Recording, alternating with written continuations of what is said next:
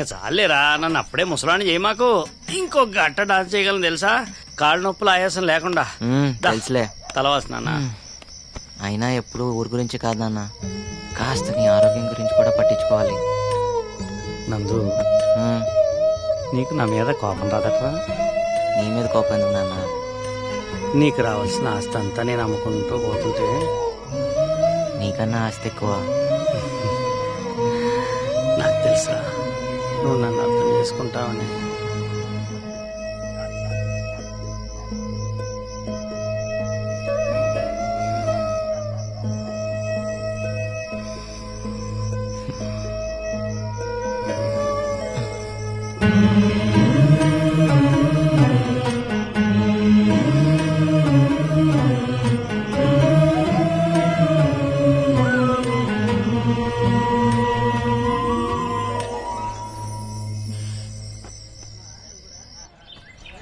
ఏంటిది? వీళ్ళందరూ కలిసి నీకు చిన్న బహుమతి తీసుకొచ్చారు. తీసుకో తల్లి.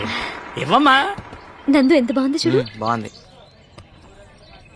అయినా మీరే కష్టంలో ఉన్నారు, మళ్ళీ ఇదెందుకు? మా హనుమంతన్న అండగా ఉండగా మా ఊరికేం కష్టాలమ్మా.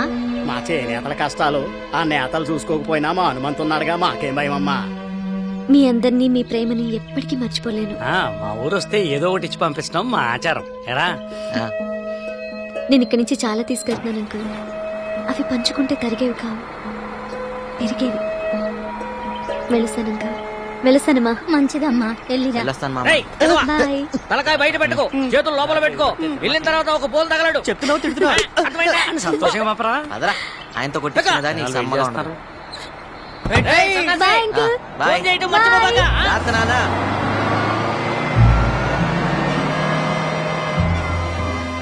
బాబు బస్సు వెళ్ళిపోయిందా? వెళ్ళిపోయిందిగా. అయ్యో, నానందుకు జున్ను తెచ్చానే.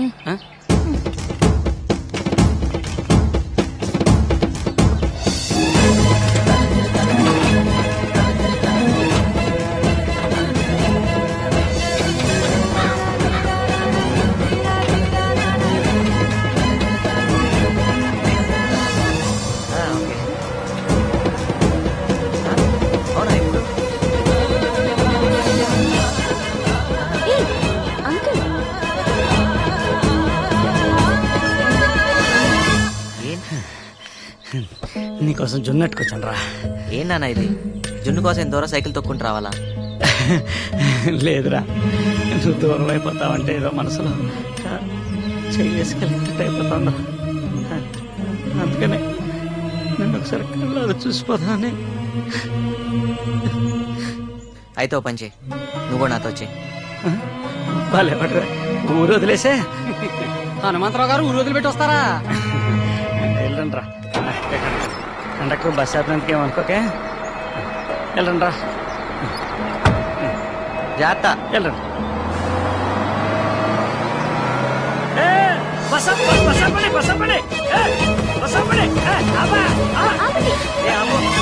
మళ్ళీ ఏదన్నా? నువ్వు ఒకసారి దగ్గర. పర్లేదు చెప్పు. నువ్వు ఒకసారి దగ్గర చెప్తాను. నువ్వు కూర్చోమ్మా. ఏంటి? అమ్మాయి నువ్వు ప్రేమించావు కదా? అది నాన్న. ఐ లవ్ యూ చెప్పేశారా? ఊరలేకని చెప్పేసి ఇంకా ఆలోచించుకో. మీ అమ్మ కూడా నచ్చిందిరా, చాలా నచ్చింది. బాబు, నా ఉద్యోగం పోతే. సర్లే కానీ ఆరోగ్యం జాగ్రత్త. కండక్టర్, నీ ఉద్యోగానికి ఏం కాదులే, నేను మళ్ళీ ఆపరగా. Bye uncle. వెళ్ళండి వెళ్ళండి.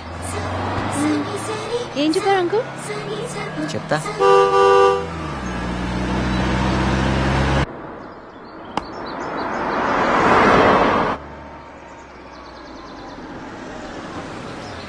హనుమంతరావు ఇల్లు ఎక్కడండి? ఆ కొసాకెళ్ళి గుడి దగ్గర ఎడం వైపుని తిరిగి ఎవరిని అడిగినా చెప్తారు.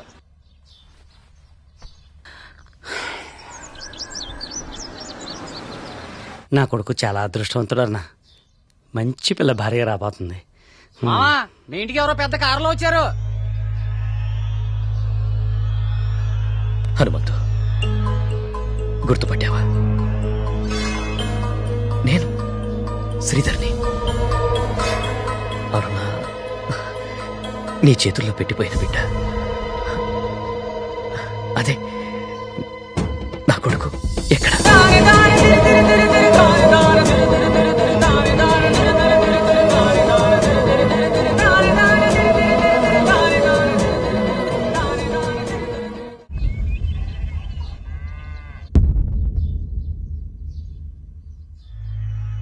అరుణ నా బిడ్డకు తల్లయిందని నాకప్పుడు తెలీదు. ఆ, పాపం పిచ్చి తల్లి నీ మోసానికి బలవుతుందని అప్పుడు తనకే తెలీదు. అమెరికా వెళ్ళాక అనుకోని పరిస్థితుల్లో వేరొకరిని పెళ్లి చేసుకోవాల్సి వచ్చింది. ఆ, ఒకటి తెలియక చేశావు, ఇంకోటి అనుకోకుండా చేశావు. ఇప్పుడు ఏమనుకుని వచ్చావు? పాపం అరుణ ఎంతగా బాధపడిందో. ఆ పాపం నాకు శాపమై తగిలింది. పిల్లలు లేరు. ఈ మధ్య నా భార్య కూడా క్యాన్సర్తో చనిపోయింది. కోట్లు సంపాదించాను. వెనక్కి తిరిగి చూసుకుంటే ఏం పోగొట్టుకున్నానో తెలిసింది. ఇప్పుడు ఇండియా గుర్తొచ్చిందా? మమకారాలు పొంగుకొచ్చాయా? నేను ఇండియా వదిలి వెళ్ళేటప్పటికే అరుణ గర్భవతిని, ఆ బిడ్డ నీకు అప్పగించిందని ఈ మధ్యనే తెలిసింది. ఎంతో ఆశతో నిన్ను వెతుక్కుంటూ వచ్చాను. నేను అరుణ ప్రేమ కోసం ఎంతో ఆశపడ్డాను. ఆమె బతుకు పాడైపోయిందని తెలిసాక ఆమెను బతికించుకుంటే చాలనుకున్నాను. కానీ లాభం లేదే. పురుట్లనే then what about my son? తెలీదు.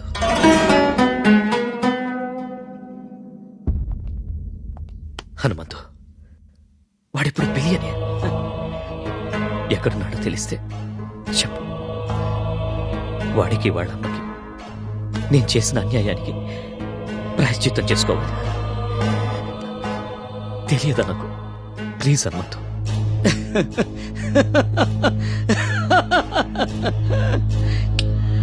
నిన్ను చూస్తే నాకు జాలేస్తుంది. నీ అంత ఆస్తిపరుడు ఎవరు నా ముందు ఇలా చేయాల్సి నిలబడలేదు. ఒకప్పుడు అరుణని గుండెల్లో పెట్టి కాపాడుకోవాలనుకున్నా.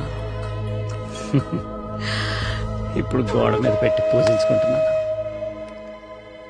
నాకంతే తెలుసు నీ కొడుకు ఎక్కడున్నాడో, ఏమయ్యాడో నాకు అసలు తెలియదు.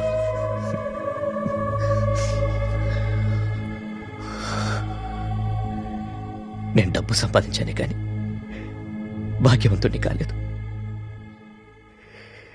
నాకంటూ ఎవ్వరూ లేని నిర్భాగ్యాన్ని.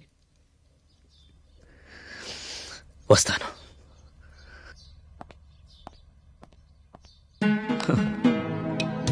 అరుణ, క్షమించు. అబద్ధం ఆడాను.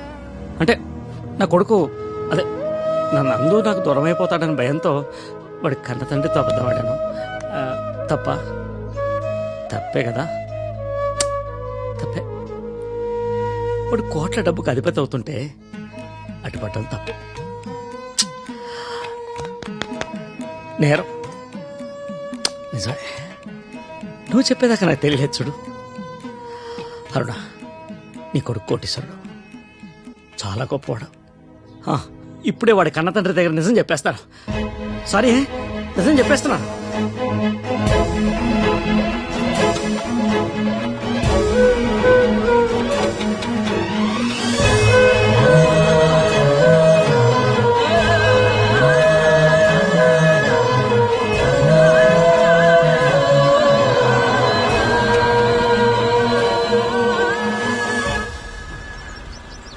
సారీ.